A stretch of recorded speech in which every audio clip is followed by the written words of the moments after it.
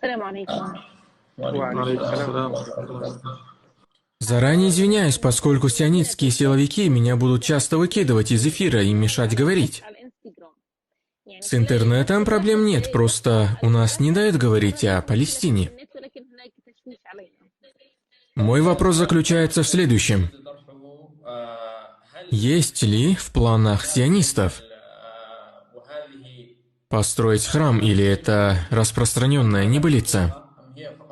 Известно, что сионисты хотят выкупить все дома, которые располагаются у подножия мечети. Ведь они предлагают владельцам больше 20 миллионов долларов за маленькие дома.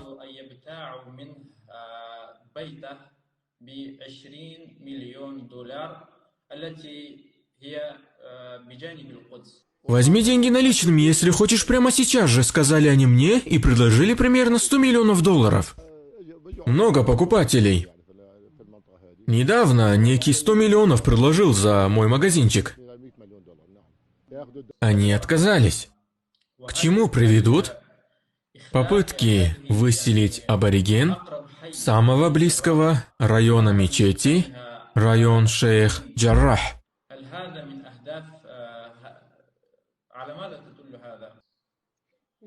С именем Аллаха Милостивого и Милосердного. Да благословит Аллах нашего пророка, салляллаху алейхи вассалям. Приветствую всех зрителей со всего мира, которые переживают за мечеть Аль-Акса. Я абориген этого города. С правой стороны у меня находится район Шейх Джаррах, а с левой стороны мечеть Аль-Акса. Спасибо всем российским зрителям. Спасибо организатору за то, что пригласил. Меня это очень сильно радует. Я несказанно обрадовалась, когда узнала, что россияне тоже переживают за мечеть и пытаются со мной связаться, узнать правду.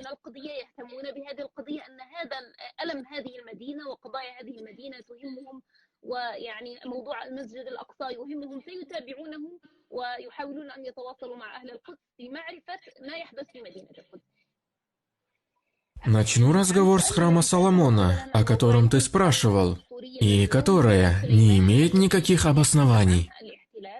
О нем сионисты очень много говорят, хотя его на самом деле не существует. Мы знаем, что когда евреи оккупировали эту землю, у них не было никакой священной земли. Но им нужно было найти хоть что-то, что указало бы на храм, и приняли серьезные меры. Одна из них – они проделали огромные туннели под мечетью Аль-Акса. Из-за этого стали сыпаться основы мечети.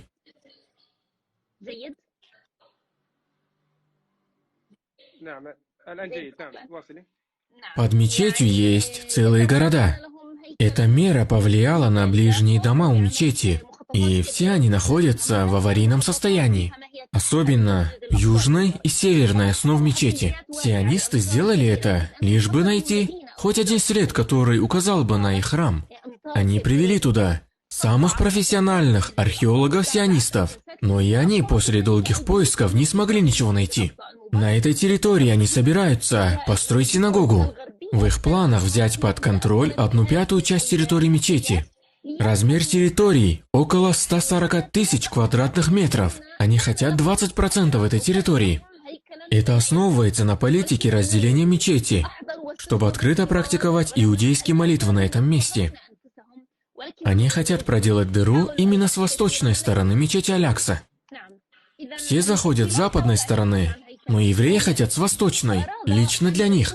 В новостях вы видите, как сионисты штурмуют мечеть Аль-Акса, и это происходит именно с западной стороны. СМИ не расскажут, что в восточной стороне есть чрезвычайно важная часть мечети – Золотые ворота, о которой сионисты пытаются заставить всех забыть. Поскольку они годами планируют построить свою синагогу, это целые объединенные организации, якобы пытающиеся восстановить храм, который был тут когда-то. Для этого они хотят захватить 1/5 часть территории мечети.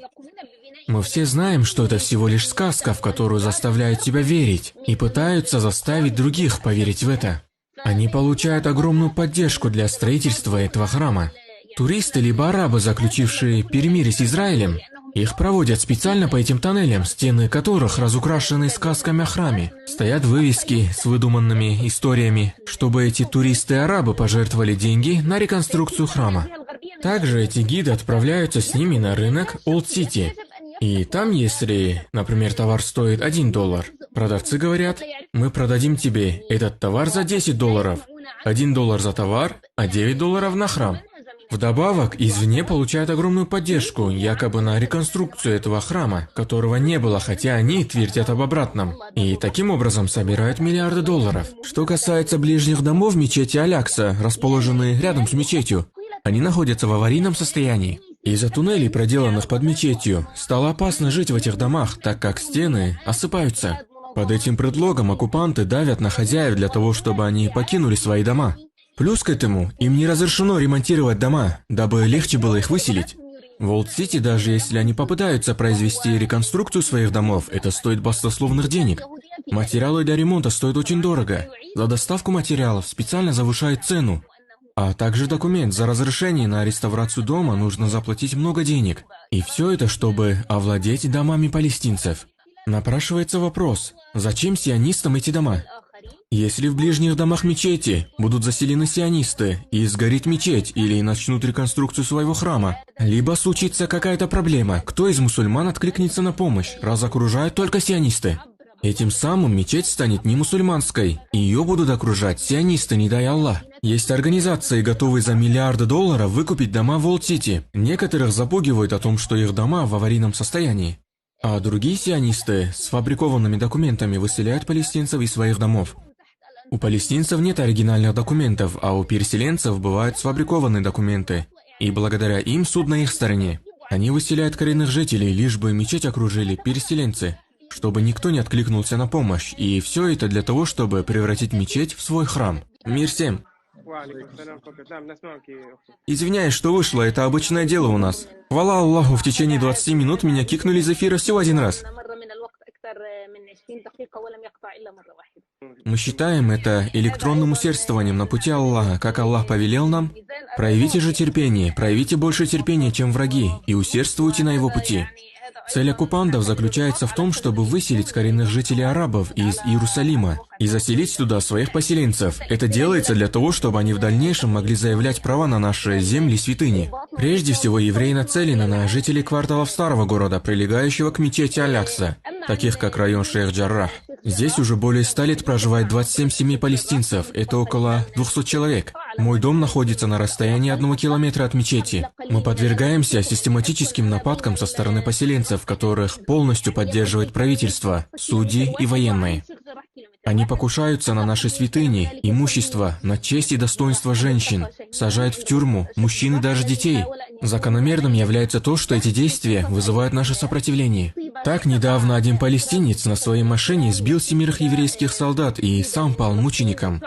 Среди поселенцев есть специальные организации, которые вынашивают планы по строительству храма на территории мечети Аль-Акса. Для этого они делают попытки очистить эти территории от мусульман, устраивают всякого рода провокации, оскверняя наши святыни. Пытаются захватить территории и утвердиться на них. Это все при поддержке правительства и силовиков. Так, еще до начала священного Рамадана эти организации запланировали масштабную акцию по вторжению мечети Аль-Акса. Они хотели устроиться здесь на некоторое время, отметить свой праздник, который приходится как раз на 28-й день Рамадана. По их планам, более 2000 сионистов должны были зайти на территорию мечети со своей провизией, отправлять здесь свои обряды жертвования, и даже были случаи, когда они приносили спиртные напитки, раздавали военным, которые их охраняли. Эти планы были согласованы с правительством еще до начала священного месяца, и готовиться к этому они стали заранее. Так, например, военные выставили железные заграждения на подходах к старому городу Олд-Сити, чтобы не допустить большое скопление мусульман в мечети в преддверии их акции. Но молодежь Кудса обрушилась на евреев с целью убрать эти преграды. И несмотря на то, что те использовали светозвуковые гранаты и дубинки, а также в течение 13 дней Рамадана, сионисты ранили более 100 человек и посадили десятки молодых людей. После такого сопротивления Израиль был вынужден убрать железные заборы, установленные перед Дамасскими воротами, которые ведут к мечети. Еще одним доказательством коварства сионистов служит тот факт, что правительство специально ограничило возможность приезда в Иерусалим для мусульман, живущих в других районах, когда они хотели посетить святыню и оставаться в ней в течение последних 10 дней Рамадана. Им запрещали проезд на том основании, что у них не было вида на жительство. Однако жители других регионов проделали длинный путь для обхода этого запрета и достигли своей цели. Несмотря на все эти уловки провокаторов, десятки тысяч мусульман смогли попасть на территорию священной мечети в последние 10 дней Рамадана и оставались там. Хотя сионисты не впускали ни еду на ифтар и сухур, ни воду. Несмотря на все трудности, которые их постигали, они смогли остаться в мечети. Это привело сионистов в ярость, и 28-го Рамадана евреи начали штурм. Они провоцировали молодежь, чтобы арестовать их, запугивали при этом женщин и детей, стреляли резиновыми пулями, кидали газовые бомбы. Их целью было выдворение мусульман за пределы священной территории, чтобы поселенцы могли зайти туда и осуществить свои планы. Палестинцы не ушли, оставались стойко на своих местах, несмотря на ранения и голод. Обнаружив стойкость мусульман, сионисты решили применить хитрость и объявили об отмене штурма. Но и это не дало эффекта. Мусульмане не желали уходить, так как знали подлость и хитрость Ягуда. Что дальше сделали оккупанты? Они атаковали молодежь, женщин и стариков. Они стреляли, травили газом, нападали на медпункт, чтобы раненые не могли получить помощь. Не давали проехать машинам скорой помощи.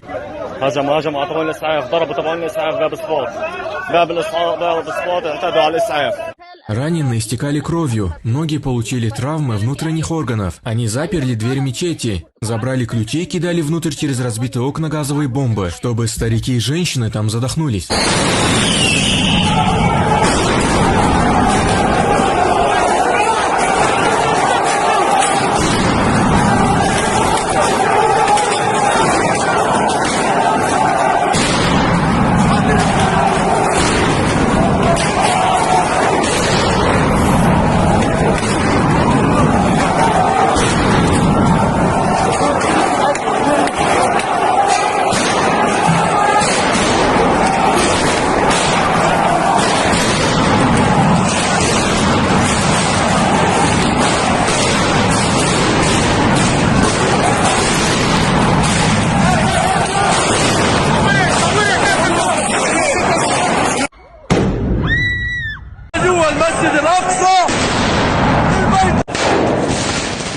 Они прицельно стреляют людям в глаза.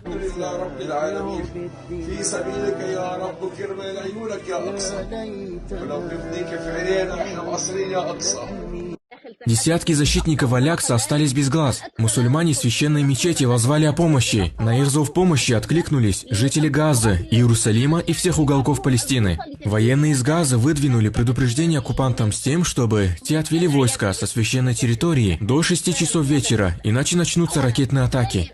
Израиль проигнорировал предупреждение, и ровно в 18 часов ракеты из Газы полетели в сторону оккупированных земель.